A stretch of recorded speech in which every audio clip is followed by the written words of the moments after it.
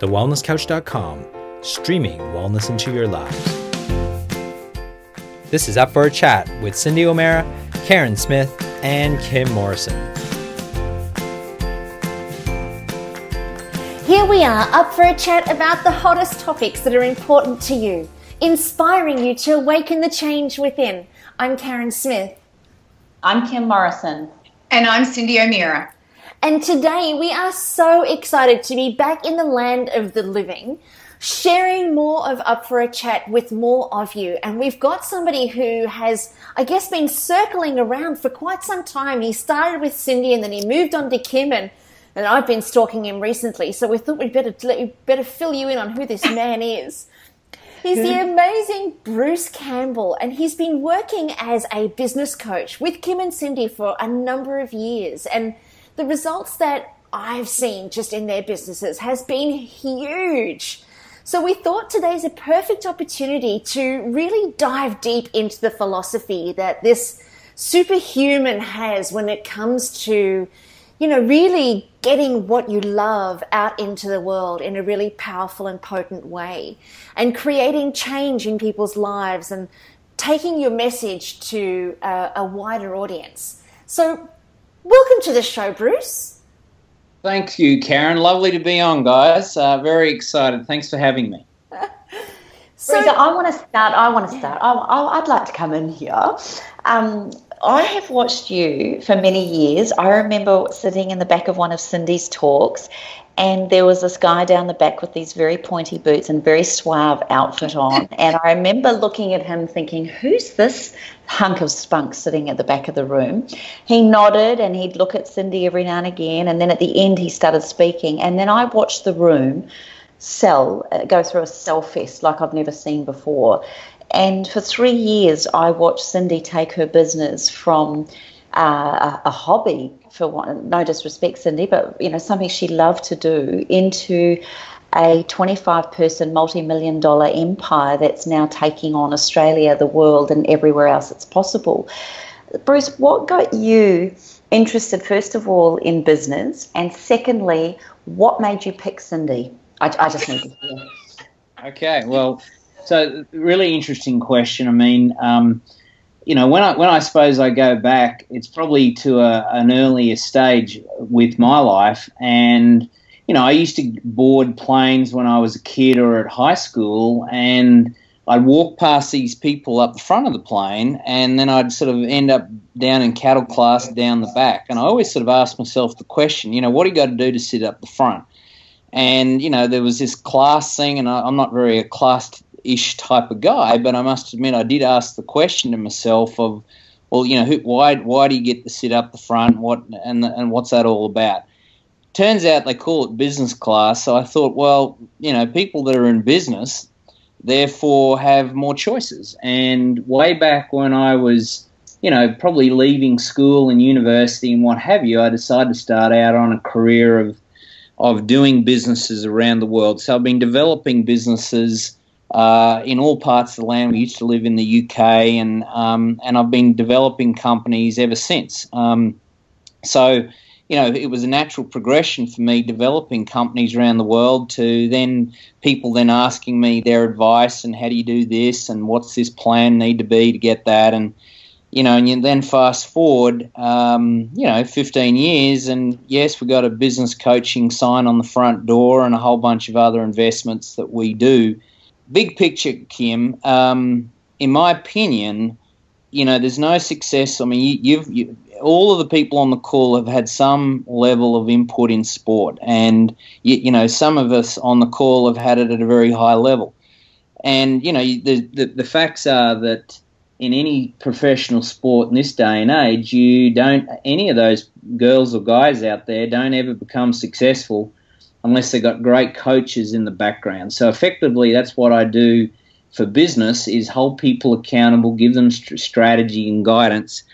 On your question, just really quickly on Cyndi, I have no idea why I took Cyndi on. Cyndi and Howard back in the day kind of came to me and said, look, we're committed to make some changes. And what I've learnt from your the three of you guys together and all the teachings that you do, you're inspiring change in people. And I suppose that's the biggest thing. And maybe if anyone's listening to this, you should have a pen and paper. There'd be one word I'd get you to write down now, and that's how committed you are to make that change, whether that be from a health point of view, whether that be from, hey, you need more money. And, to answer your question, that commitment I saw back in Cyndi and Howard back in the day, and, they got in, they did the push-ups, they learnt, they were coachable, and, and now we sit back going, well, look at where they are now, and many other stories like it. So that's how I'd probably answer that. How did I do there, Kim?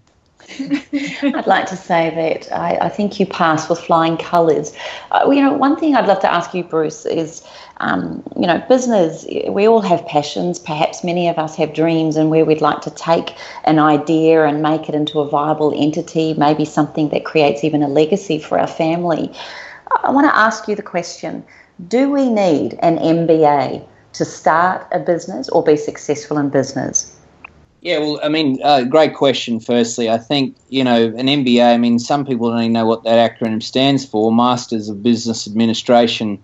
I went and did one overseas, cost me the best part of 150 grand, and if I had even though I don't have regret on doing it, I learn a heap.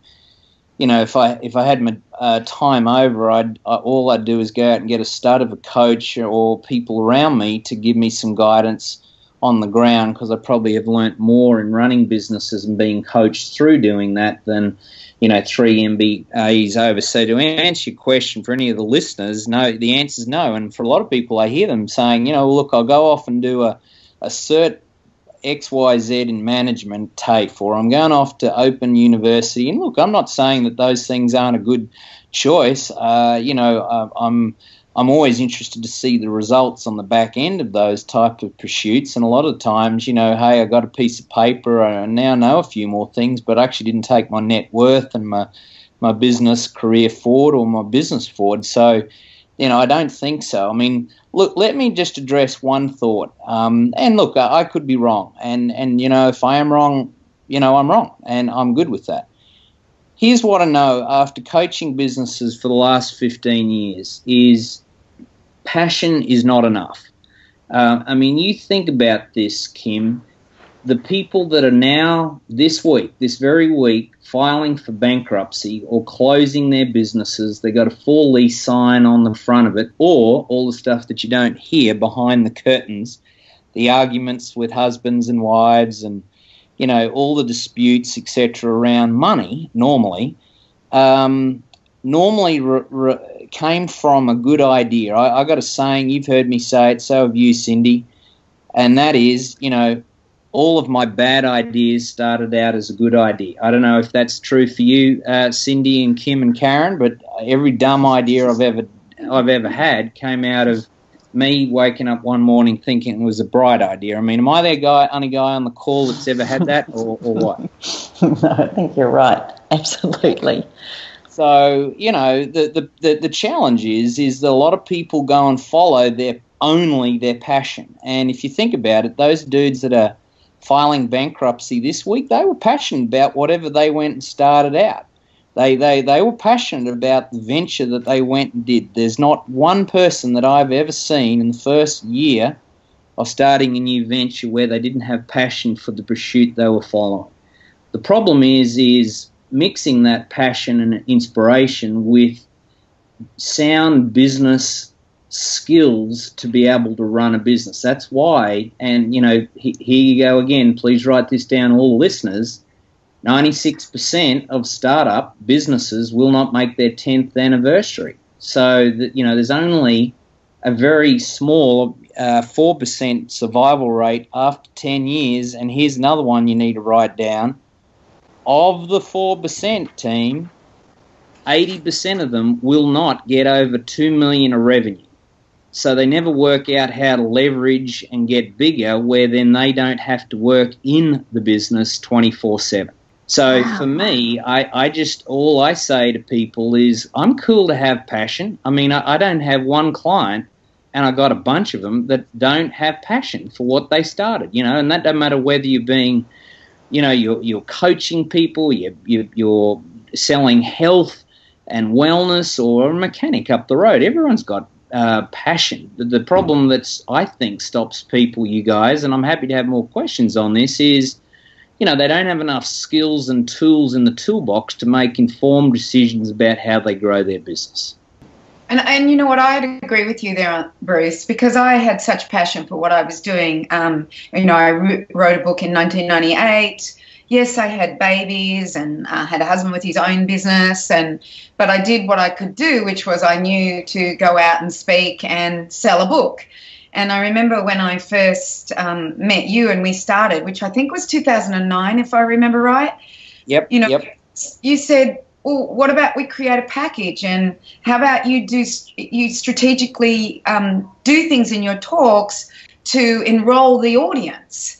And I remember the first time I did exactly what you said. We created a package. So instead of selling a $30 book, we started selling a $179 program, which included everything I had: books, cookbooks, the 21-day reset, and I think we also had about 10 reports at the time, which were on diabetes and heart disease and cholesterol and all of the myths that we seem to have.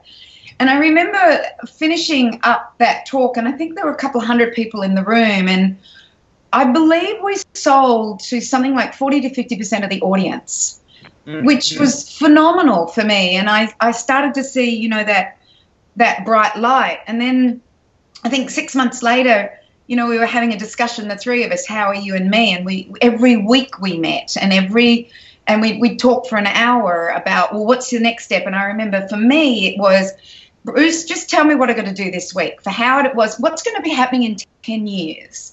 So it was these skills that you instilled in us. And I didn't need a business degree because I had somebody who had already done his MBA, whatever that, I know you said what it stands for, but you had already done your MBA and you were coaching us. Like, I can't do every degree out there. I can't do every degree in medicine and in nutrition and in autoimmune diseases and every PhD. I have to rely on other people for that information. And for me, you had that information. You were able to tell me what to do for the next week, and you were able to dream big with Howie. And I remember, like, 6 months later, we were chatting, and it got to that question that everybody asks me, you know, how many people ask you about the salt and dulse recipe and everything like that? And then it was like this aha minute for us all, and we all went, well, why don't we just produce the salt for them and make it easy for them? And that was the beginning of the food industry for us. You know, now we have this huge warehouse with, you know, so many different foods, and every month we're bringing in a new food. Like, we've just introduced kimchi seed, which are just flying off the shelf. We've got broth, we've got coconut, we're looking for coconut cream. So I just find everything that you've said, I keep having these little, oh, that's what we did, that's what we did, that's what we did. You know, I had a passion, but I didn't know how to turn it into a thriving business. And it was through your guidance that we are where we are today.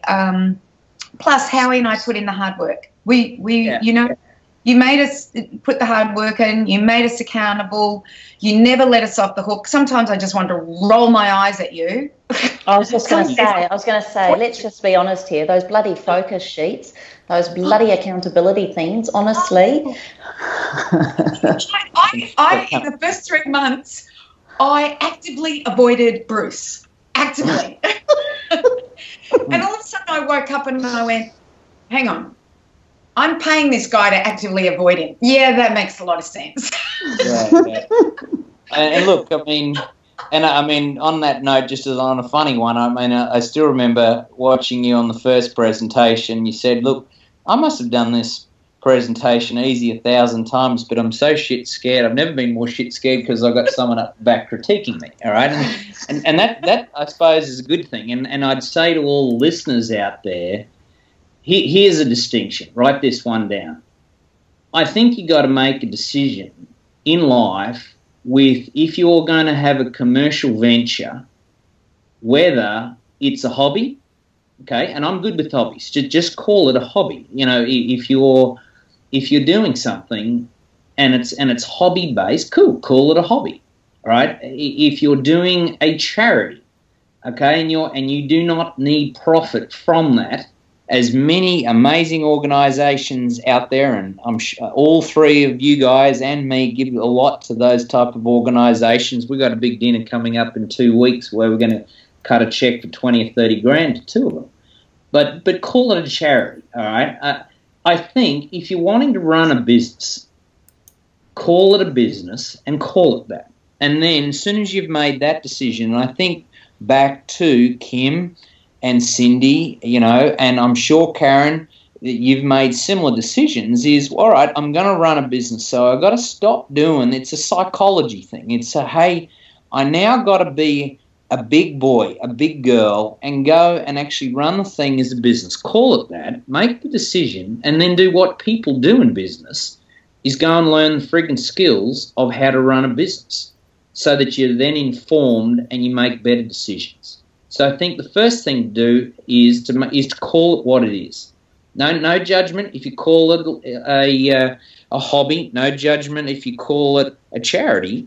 And if you call it a business, treat it as a business. What's your guys' thoughts on that?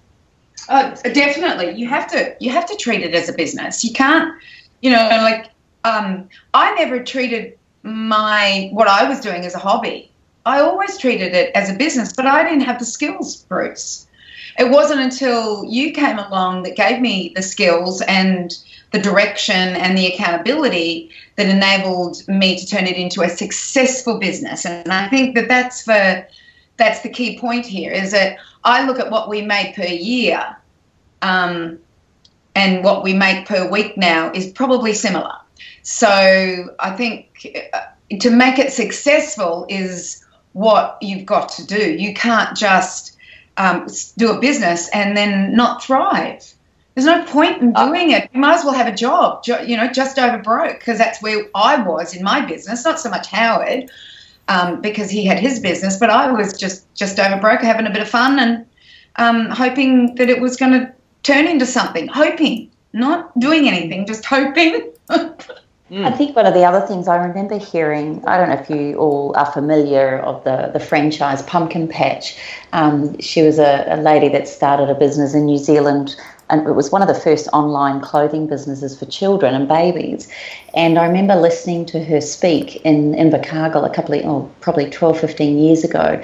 And one of the things she said is she started off with this big vision. She had the fabric, she had all the things made.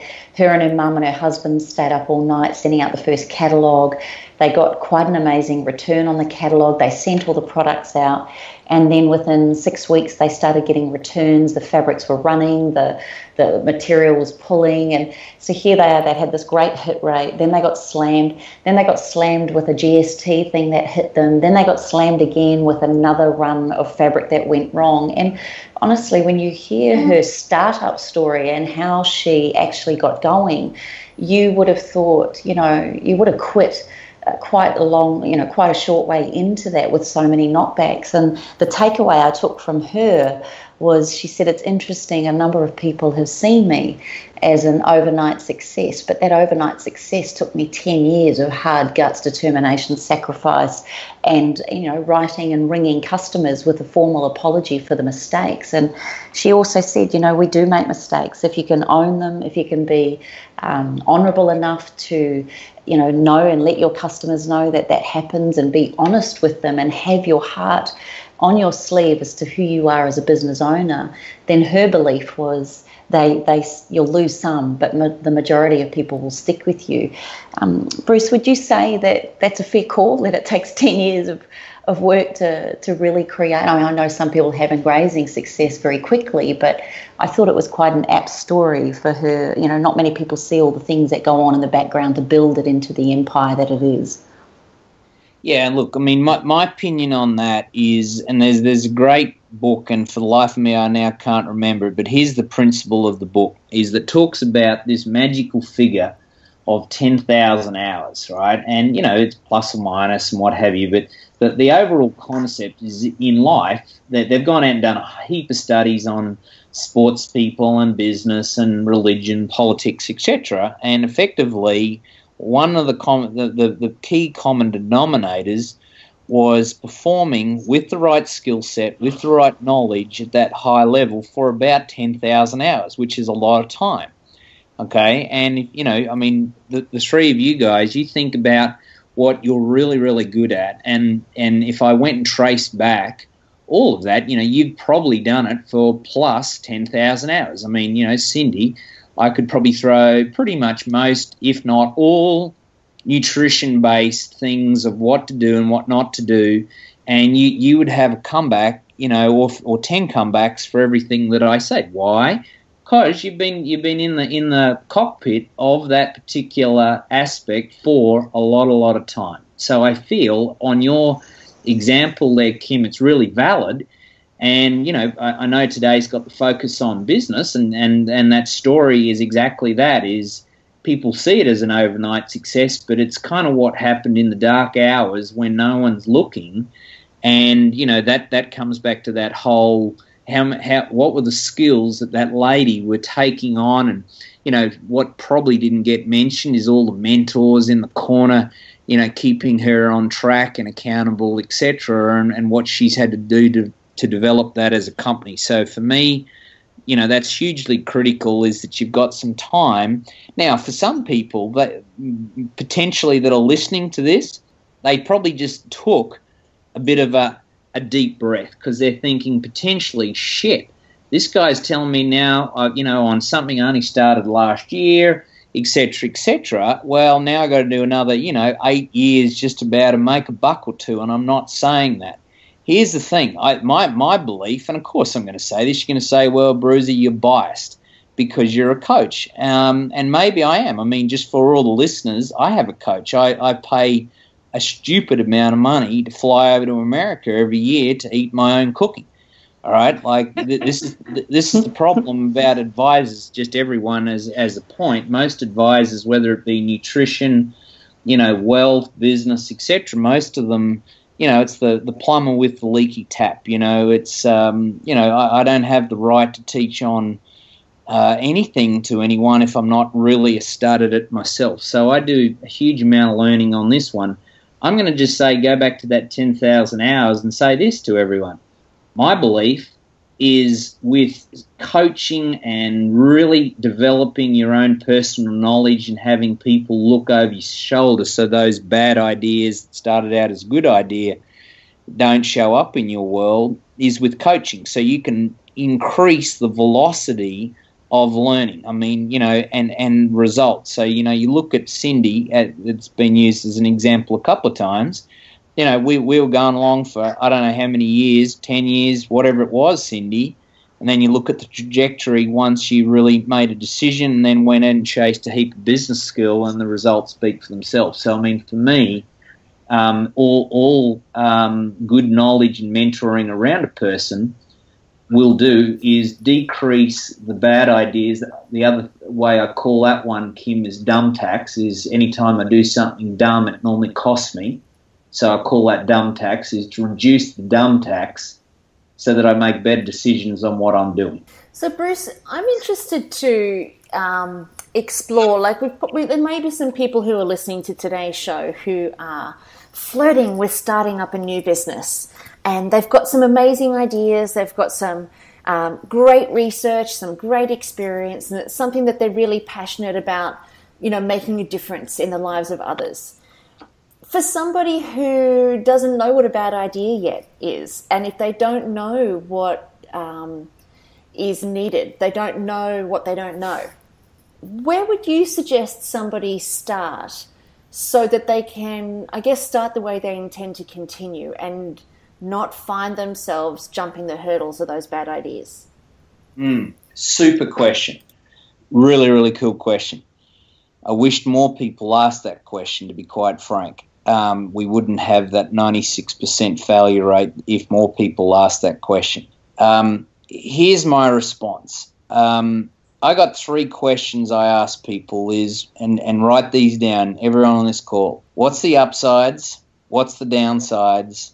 And number 3, can I live with the downsides? Most people, Karen, are over-optimistic around what they're passion and their pursuit is. So the upside, they're normally pretty clear on. Pretty. I don't say 100% because no one normally, when they walk through my door, is 100% clear on their outcome. They've got a vague idea and they're excited about it, but normally they're not that tangible and normally even less of how to get there. But normally the upside people are juiced up on. Most people haven't put any thought into what's the downside. And even worse, then they've put zero thought into, can I live with the downside? So if I go and start a venture and put 20K or 50K, whatever the investment is to kick something off, it could be not even that, it could be 5K.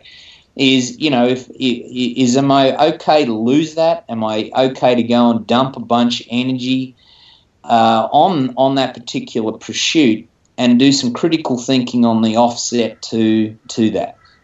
So there's 3 questions to start on. I think that the other trick here is to go and find someone, find a mentor, find a coach who, write this down, that they're eating their own cooking and they're not throwing up, okay? They got to be doing well, and in this case, business, so make sure you find someone who's kicking it and has got a results and can give you testimonials and all this type of stuff to be able to make a good decision, and ask them the question. Pay them a bit of money. That's part of your startup cost of, hey, I think this is a really good idea. Here's my downsides.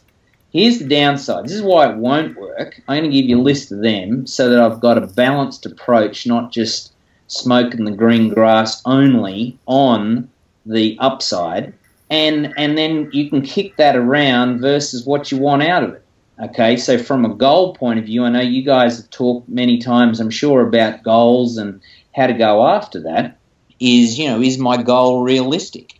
In the first 1 or 2 years. I mean, any person that does a startup, here's another one to write down. Karen, Kim, Cyndi, you've all done it. You've got the same tattoo as me. Any startup business on the planet sucks an enormous amount of cash and energy and time. Would I be right or would I be wrong?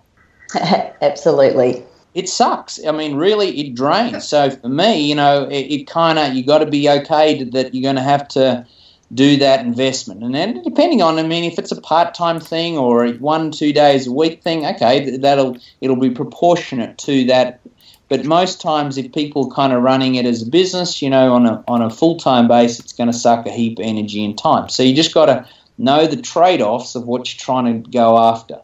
Here's a classic example for you, Karen. This is one of my coolest of late stories, and I got a bunch of them. A lady in Tasmania I coach, her name is Virginia. Nice and cool down there. She's off a farming background, etc., etc. She rang me up about 2 years ago, got referred to me, and said, down the line, I said, what do you want to do? What's your business? She said, oh, well, I got farming, and we got this and that, the next thing, but I got a new idea. And I said, tell me the new idea. And she said, look, I want to go and start an app on the phone, an app for agriculture. And what we want to do is when, rather than using stock and station agents to be able to trade sheep, cattle, pigs, and all this type of stuff, we want to kind of take the middleman out, do it all through an app. And I said, great, how much you got? And she said, well, I'm happy to pump, about $100,000 into this venture and that's good. And I just said, look, I'll take you on. She came on as a client. I asked her in week 1, look, I'm happy to do app. If app's the way to go here and we can work out a model to be able to do that, great, we'll do app. But could you just give me 90 days to ask the question of, if we didn't do that as a startup, would you do something else? And if something else still got you to your family goals and what you want in terms of time and the amount of money you want to take out of it, would you consider it? And she said, look, I'm a pretty stubborn old cow. That's what she said. But I'll at least trust you. Take me on that journey. So we started looking at businesses to buy. You fast forward about 9 months post that conversation, Karen, you know what she bought? She bought a forklift hire business. And she now runs a multi-million-dollar business on forklift hire to people. And we didn't do the app. All right, now that's not because I tried to persuade her or con her into doing something different. I just said, look, if your goals are what you told me they are, is there a different vehicle? So sometimes I suppose the point out of that question or that little story is what we start out is not only the way to maybe get to making a difference to the world. What she's ended up doing, by the way, in her sort of impact to the world, she now employs, the app was going to employ, no one apart from a couple of graphic people. She now employs 35 people down there in Tassie and, is really putting a heap into the economies down there to make a difference. So, I suppose the point is there's lots of different ways, and I think if we're not clear on upsides, downsides, and can we live with them, being clear on the goal and having someone at least challenge your thought, potentially it may not work out the way that you want. So let's talk about leverage.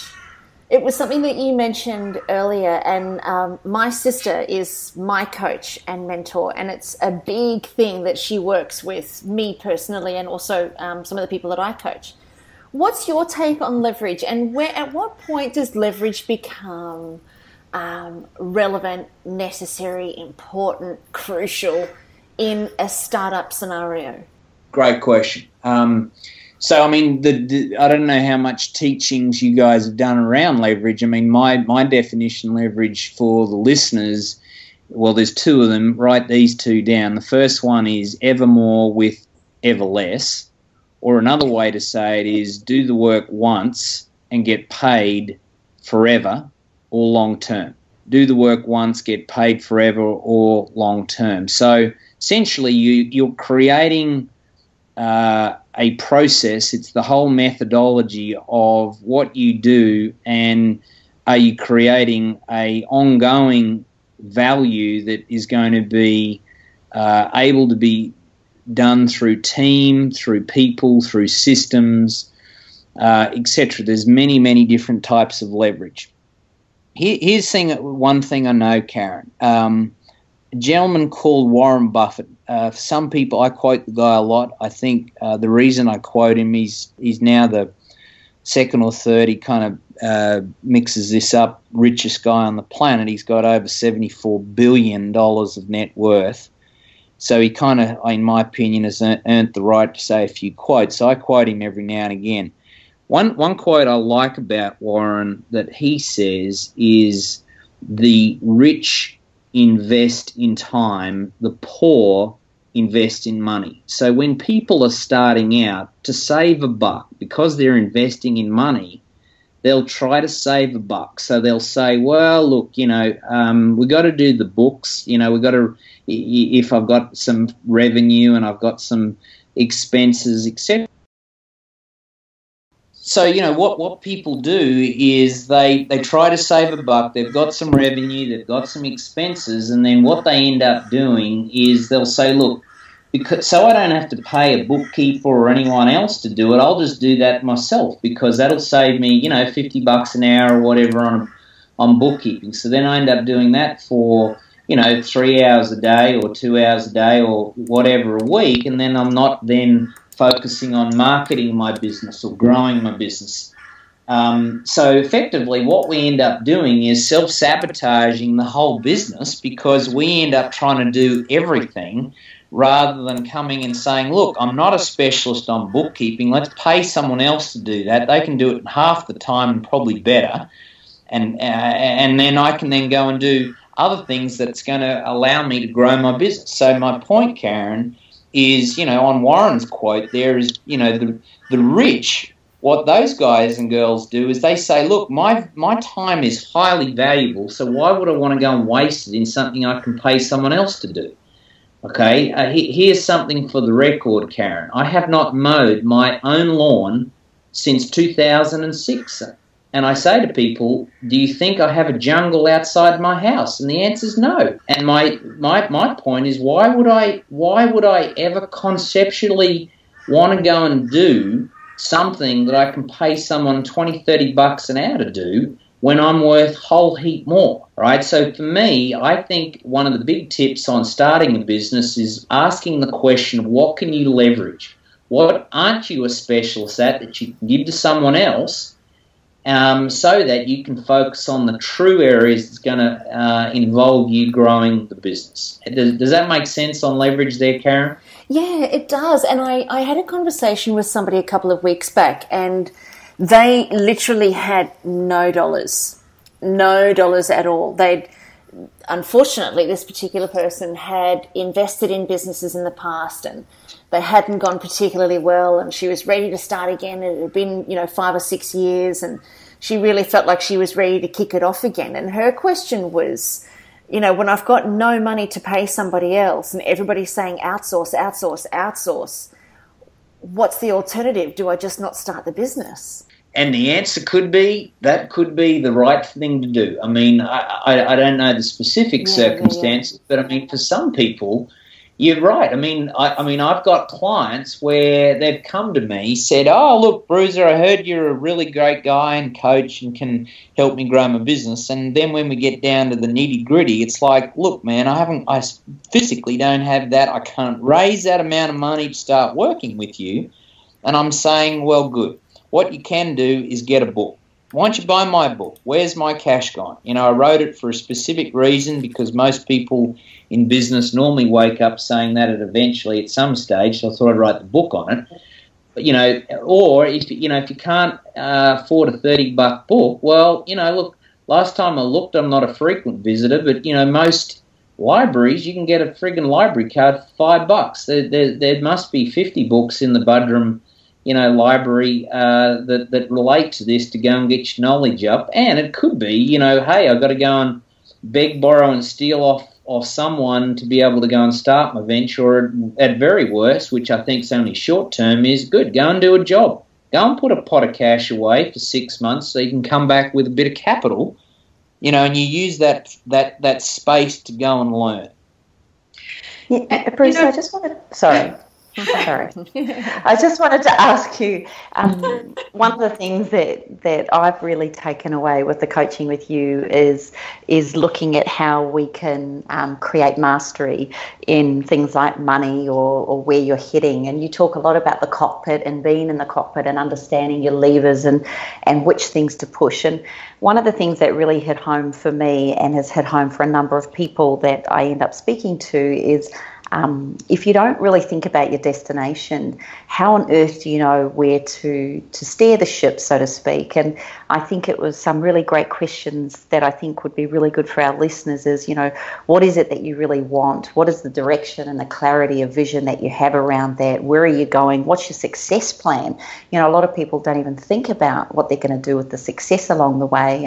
And I know things like vision boards and manifestations and bucket lists and things like that work very, very well.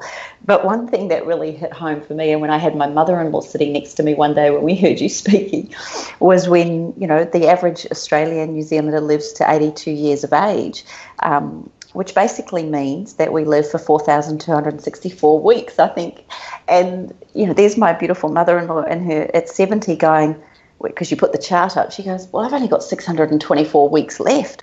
And there's me in my 40s with 2,184. Actually, I'm nearly 50, so 1,664. I've got it on my wall right here because it's such a reminder to me of, it's not that everything becomes desperation or that you're desperate to get everything done, but you then start really honouring the time that you have. And one of your key take-homes for me is how much time do we spend working on the business, creating systems and procedures. And it's taken so much time in my business to actually get some of these, real systems and procedures down pat. One of the things you said to me at the very beginning when I started coaching with you was perhaps we wouldn't have had such big dumb tax in a number of the things that I'd already done without the knowledge or the skills. I just want to ask you about explaining the law of vacuum around those 4 key areas, because I reckon our listeners would really appreciate that. We all say, oh, I haven't got enough time, I haven't got enough money, or people say this, or they feel like there's never enough time to do the things that they want. Your principle around that, could you just explain around your levels of mastery, why you think it's important to honour the time that we have, and the law of vacuum? All right, thank you. Good overview. And look, I mean, I'll try to do it justice in a minute or two here, listeners. I can present this on that particular one topic for about a day, but let me have a shot in a couple of minutes here.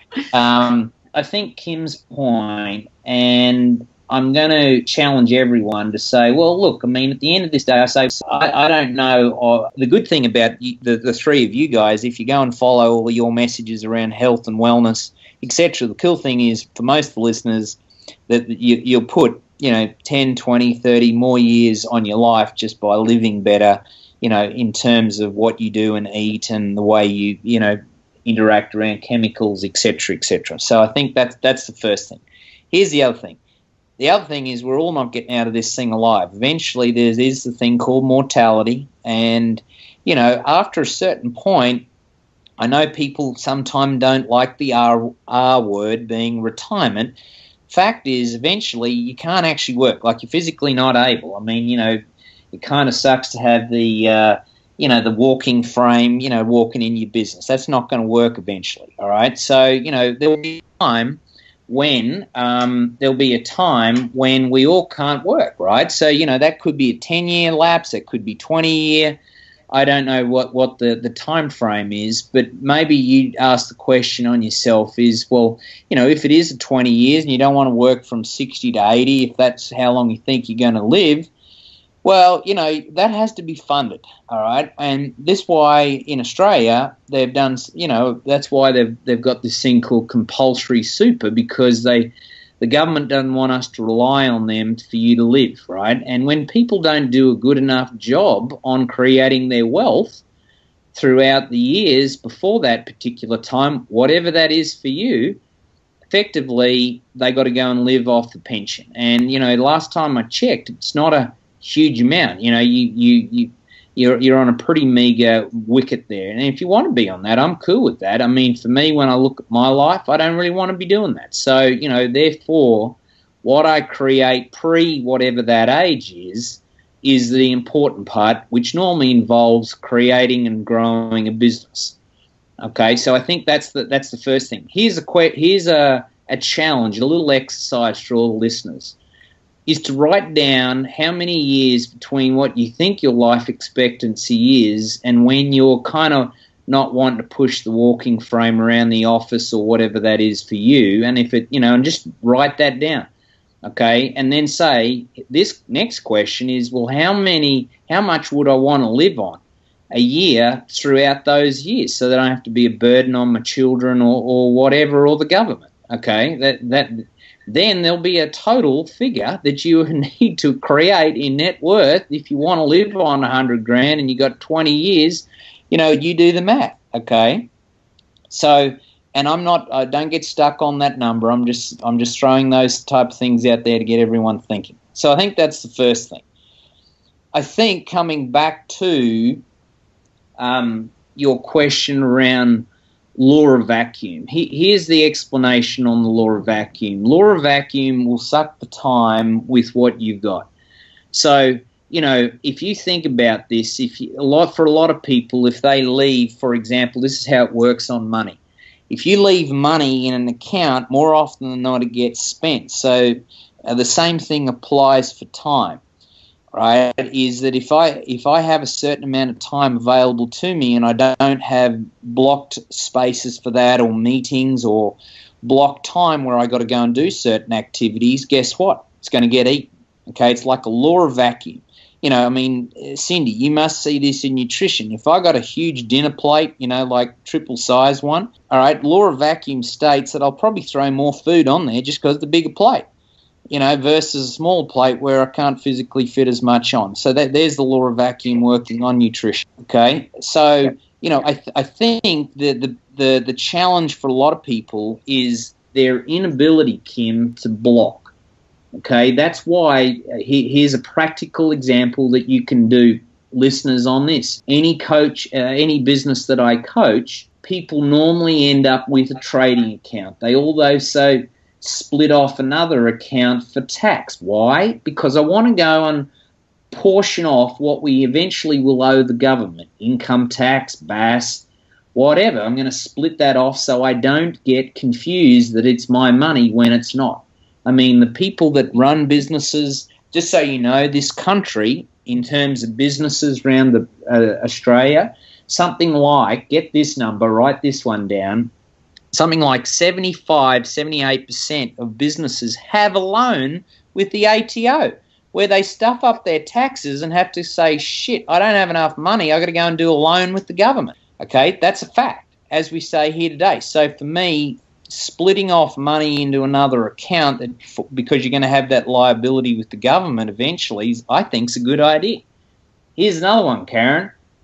I think having an emergency fund, a little thing where it's kind of like a dumb tax fund, if you do hit a speed bump, you know, something came out of left of field that no one could have done anything about, I think little old emergency account sitting there, I mean, you ask anyone who gets into a trouble financially, they wanted a little old emergency account to go and tap into so they didn't have to go and beg, borrow and steal to keep the thing going. So I think that's a good idea. Again, there's another little law of vacuum. That normally takes time to build too, depending on what your starting point. Here's another one. Once they're full, Cyndi, we've done this with you. Once that's full, then you go, there's only one other account to feed, which is what I call the profit account, which is then your investment vehicle. So that's then what goes and buys and shares and other investments and whatever. And I'm going to split that out of the trading account because, I mean, I don't know about you three ladies. I know in the businesses that we run, that trading account, if there's a heap of money in there, more often than not, we'll always find another expense to spend something on. There'll always be something else sexy that comes along that, you know, I think's a cool idea or my team does that gets eaten. So I think, why don't you just have a blockage on that and block that? So maybe there's I don't know if that's helpful for the listeners, you guys, but there's a practical example on the law of vacuum and what to do about it around your money. I love it. It's brilliant. One of the things that I was just wanting to go back to is that you were talking about a book, and it was about the 10,000 hours, and it was Malcolm Gladwell's The Outliers. Okay. And it's a book, and I would recommend people to read it because it talks about the Beatles, and everybody thinks that they were an overnight success, but they spent several years in Europe playing 6 hours a night, 6 days a week, before they became that overnight success. So, you know, you're right. It does take time. And the other thing that I wanted to just put in here was, I remember when I wrote my book back in 1998 and I decided to self-publish because no publisher wanted me, I knew that it was going to cost me $6,000, which I took out of Howard's and my business at that time. It was the chiropractic business, in order to do it. And I figured out that I would buy 2,000 books with that. And I knew that I had to, I think, sell 500 of those books in order to break even. So sometimes, like those little steps that you do, you go, yeah, I can do that. And yes, I had to borrow the $6,000 from another business, but it was well worth it. And the third thing that I wanted to make comment on was when I met you and you talked about leveraging my time. So I had done everything. I was the dispatch, I was the writer, I was the editor, I was the website lady, I was the speaker, the one that took the money. Like I did everything. And I remember when we employed Karen. And Karen's been with us 6 years, so that's how long, Bruce, we started. And I remember when we employed Karen, and I said to Karen, well, I can only afford 3 days a week. And she said to me, well, I need 5.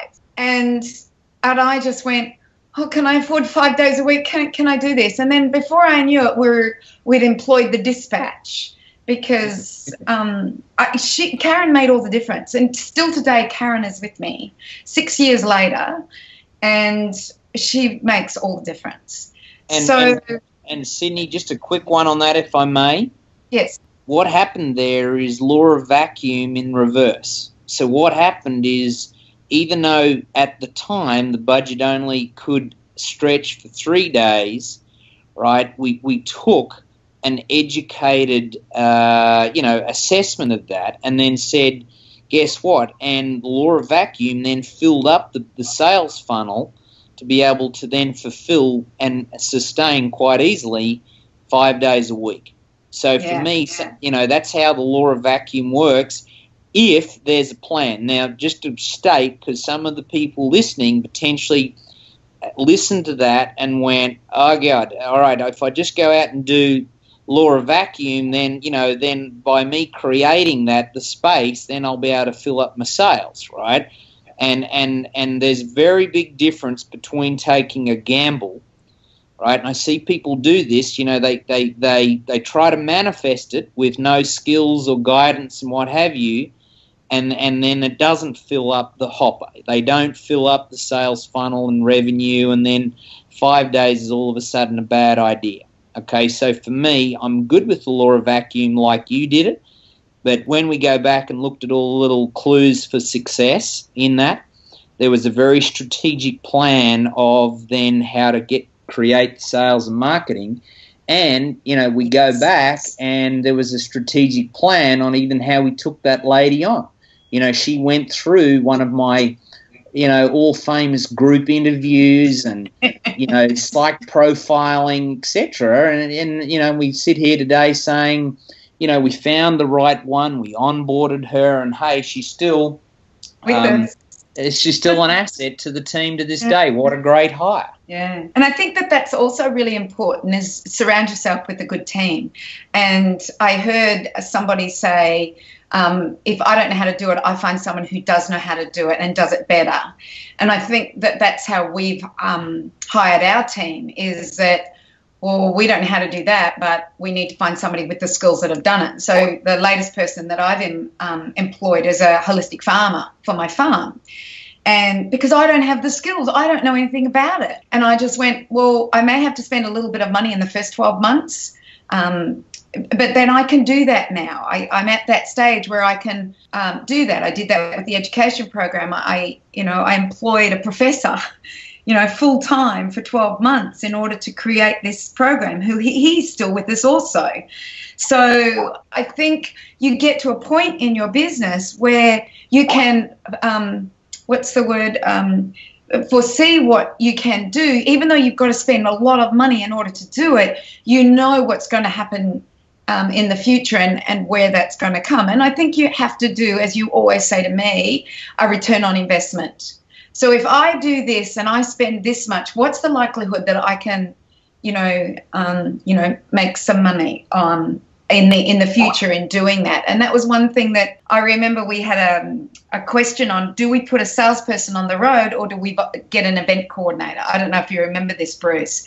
And you made me do a return on investment. Okay, this is what each one is going to cost me. And then we had to be really particular. And we realized putting a salesperson on the road was a waste of time. We might have made $15,000 over a 12-month period. But putting an event coordinator on, and what it was going to cost and what it would do for me, getting me on the road and doing what we were doing and forecasting sales and things like that, was a no-brainer, an absolute no-brainer. So...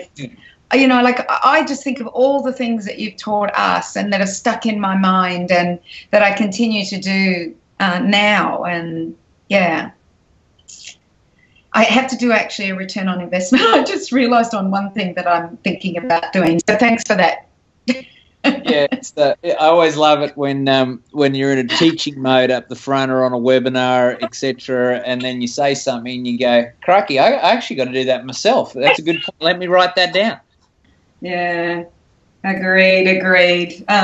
Sometimes we just go full head on to doing something, and then, you know, because it's a love or a passion or something that you've dreamt of doing since you were 19 years of age, but then perhaps not looking at the return on investment. And sometimes, Bruce, I get to the point where and mark me if I'm wrong here, after paying so much tax, you kind of go, well, where can I do something that I love that will be a tax deduction, but a profitable tax deduction? So, is that right or wrong? Look, I think it's entirely right. I mean, you know, for me, it's funny, I'll be teaching this. I think you might even be in the room in a couple of weekends. Is, you know, 3 level of goal setting, guys. Maybe write these 3 down if you're on the call here. Is the first is move away from goals. So people will come up with things like, I want to lose weight. I'm sick of these credit cards.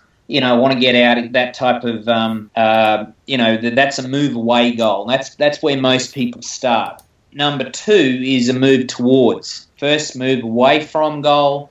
Second, being moved towards. That's where, hey, I want to have this amount of time and balance in my family, or I want to get to this point of wellness and health, or I want to create this goal in my business, all right? I think part 3, you need to get to part 2, right? Most people normally start in part 1.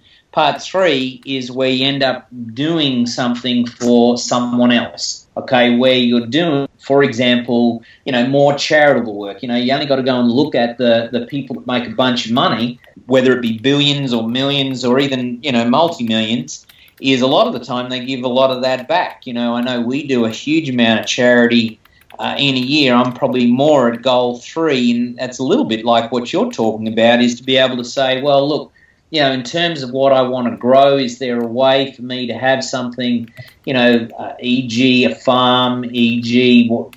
how can I do that and still have a benefit from a tax point of view? So for me, I'm all for those, as long as I suppose people work through the first 2 first before they kind of end up in that play. Yeah. Okay.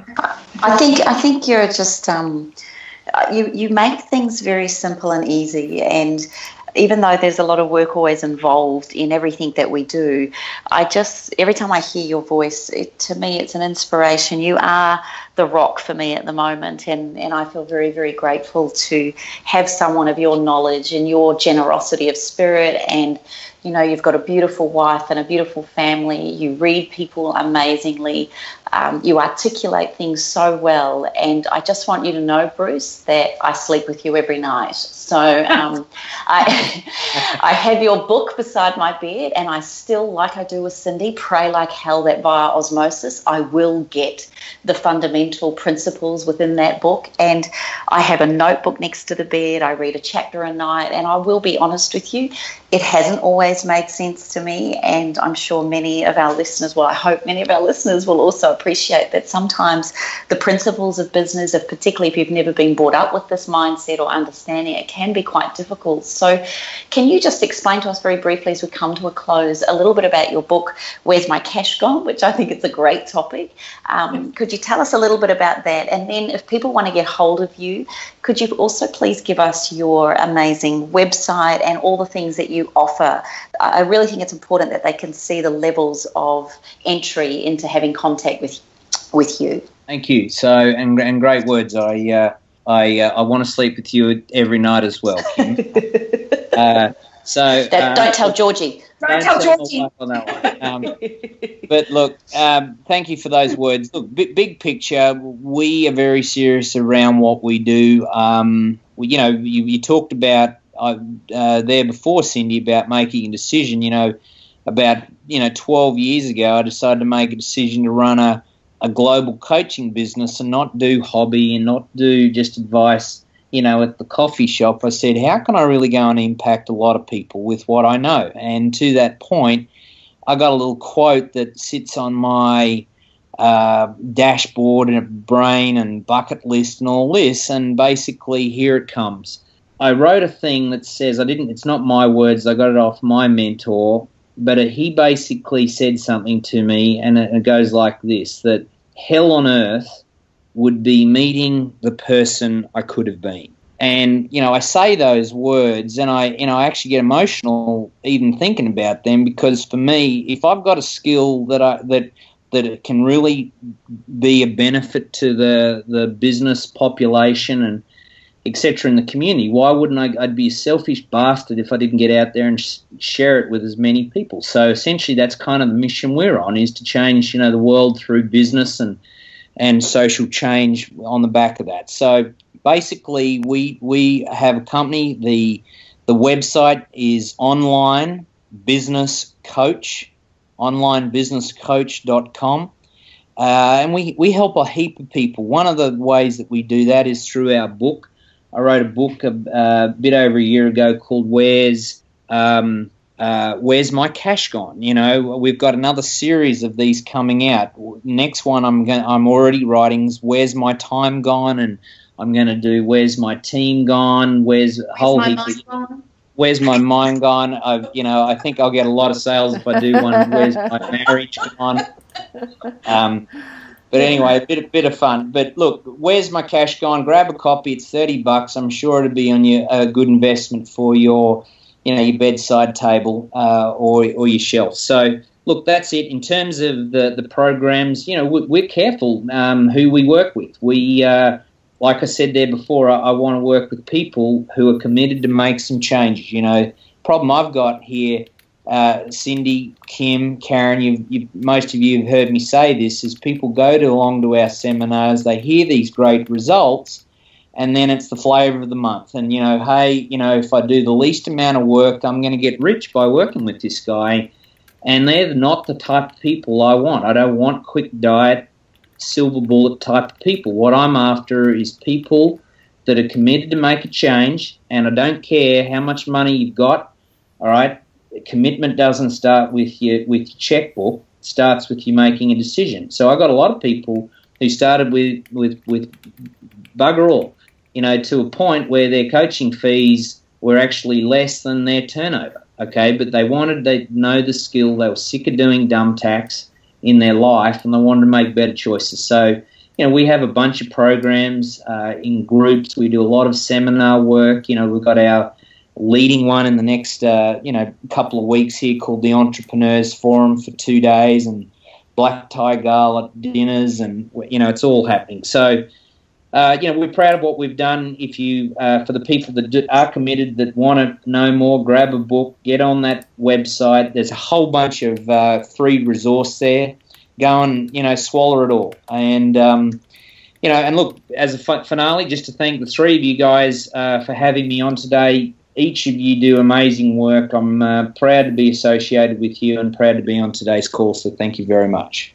Oh, that's love you, Bruce. Awesome, Bruce. Thank you for sharing so many of your insights with all of us and with our listeners. And, I'm confident that, if people who are listening to today's show have had any questions about what to do or how to get themselves started, no doubt there's a new level of clarity or a new level of seriousness that could potentially have come over you. So make sure that you post your comments and your questions on our Facebook page for Bruce, and of course we'll make sure that he gets them. Or it may even mean that we do another show to give us some more clarity. So let us know and keep us posted. Go to allthews.facebook.com/up for a chat. Or you can also post your comments or your questions at allthews.thewellnesscouch.com/up for a chat. So join us here next week on Up for a Chat and become part of the ripple effect that's changing the world. And we are going to so see you on the ride. Bye for now, everybody. This has been a production of TheWellnessCouch.com. Check us out on Facebook and join in the conversation on Facebook.com/TheWellnessCouch. Subscribe to each show on iTunes and check us out on Twitter. The Wellness Couch, streaming wellness into your lives. Whilst the Wellness Couch presenter endeavor to provide accurate and helpful information to their listeners, these podcasts cannot take into account individual circumstances and are not intended to be a substitute for health and medical advice from a qualified health professional. You should always seek the advice of a qualified health professional before acting on any of the information provided by any of the Wellness Couch podcasts.